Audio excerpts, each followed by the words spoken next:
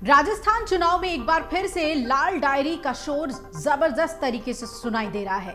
इस लाल डायरी का शिगुफा छेड़ने वाले पूर्व मंत्री राजेंद्र गुढ़ा ने अब इस डायरी को लेकर एक और बड़ा खुलासा किया है। कांग्रेस की सरकार में मंत्री रह चुके गुढ़ा ने इस खुलासे के जरिए कांग्रेस को फिर से असहज स्थिति में डाल दिया है।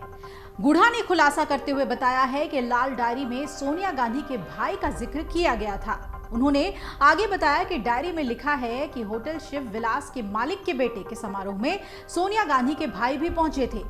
इस वाकये को खुलकर बताते हुए गुढ़ा ने कहा कि मुख्यमंत्री के ओएसडी ने सोनिया गांधी के कथित भाई से मुलाकात का समय फिक्स कराने के लिए भी कहा था। गुढ़ा के इस दावे के बाद सवाल उठने लगे हैं कि आखिर जयपुर की शादी समारोह में सोनिया गांधी के भाई बनकर आखिर कौन आया था, जिसके लिए मुख्यमंत्री के ओएसडी शशिकांत शर्मा से मुलाकात का समय फिक्स कराने को कहा गया था। इन आरोपों के साथ ही गुढ़ा ने एक सवाल करते हुए कहा है कि सोनिया गांधी की 2 बहनें हैं, फिर ये भाई बनकर कौन आया। राजस्थान में विधानसभा चुनाव के बीच लाल डायरी का शोर अब लगातार सुनाई दे रहा है। अब राज्य में वोटिंग के सिर्फ 2 दिन बाकी हैं, तो लाल डायरी को फिर से मुद्दा बनाकर बीजेपी भी इस पर बोल रही है। इसे लेकर गुरुवार को सुबह मुख्यमंत्री अशोक गहलोत ने एक प्रेस कॉन्फ्रेंस भी की। इस दौरान उन्होंने लाल डायरी के सवाल पर बीजेपी और केंद्र सरकार को घेरते हुए कहा कि लाल डायरी, कौन सी लाल डायरी? अगर लाल डायरी इनके पास है तो इन्होंने क्या कार्रवाई की है, जबकि ईडी इनके पास है और सीबीआई इनके पास है। दरअसल राजस्थान विधानसभा चुनाव के दौरान लाल डायरी और प्रवर्तन निदेशालय यानी ईडी की रेड काफी चर्चा में रही। वहीं बीजेपी की बात करें तो खुद प्रधानमंत्री नरेंद्र मोदी ने मंगलवार को राजस्थान के बारान में एक जनसभा को संबोधित किया था और इस दौरान उन्होंने कांग्रेस और अशोक गहलोत सरकार पर जमकर हमला किया। पीएम ने यह कहा कि भारत की आजादी की 75 साल पूरे हुए, अब हमारे सामने विकसित भारत का लक्ष्य है। राजस्थान को विकसित किए बिना भारत को विकसित बनाने का लक्ष्य अधूरा है, लेकिन जब तक भ्रष्टाचार, परिवारवाद और तुष्टीकरण नाम के देश के ये 3 दुश्मन हमारे बीच हैं, तब तक ये संकल्प पूरा नहीं होगा। उन्होंने ये भी कहा कि कांग्रेस इन तीनों बुराइयों की सबसे बड़ी प्रतीक है और आजकल तो राजस्थान की लाल डायरी की सबसे ज्यादा चर्चा है।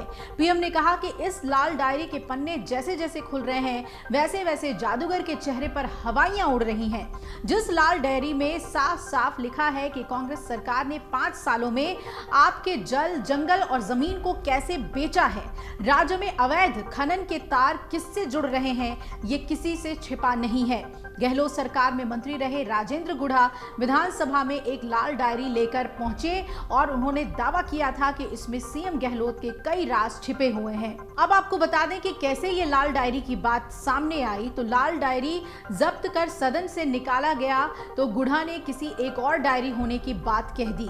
जिस वक्त सचिन पायलट की बगावत की वजह से कांग्रेस की सियासत में बवाल मचा हुआ था, तब मुख्यमंत्री अशोक गहलोत के करीबी धर्मेंद्र राठौड़ के यहाँ एक इनकम टैक्स का छापा पड़ा था। उस समय धर्मेंद्र राठौड़ सिविल लाइंस के सोमदत्त अपार्टमेंट में मौजूद थे।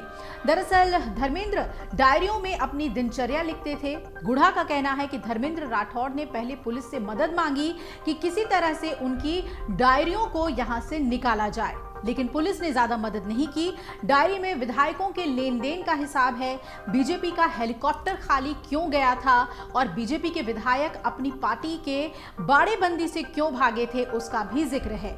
राजस्थान क्रिकेट एसोसिएशन के चुनाव का हिसाब किताब भी बताया जाता है कि इस लाल डायरी में है और गुढ़ा ये भी कहते हैं कि चुनाव से पहले सब सामने आ जाएगा। अब देखना है कि इस लाल डायरी को लेकर गुढ़ा और क्या खुलासा करते हैं, लेकिन सबसे बड़ा सवाल कि ईडी और सीबीआई को जो चुनौती अशोक गहलोत दे रहे हैं, उस पर केंद्र सरकार क्या रुख अपनाती है। अगर आप ये वीडियो YouTube पर देख रहे हैं तो हमारे चैनल को सब्सक्राइब करें और बेल आइकन को दबाना ना भूलें। अगर आप Facebook पर ये वीडियो देख रहे हैं तो हमारे पेज को लाइक करें।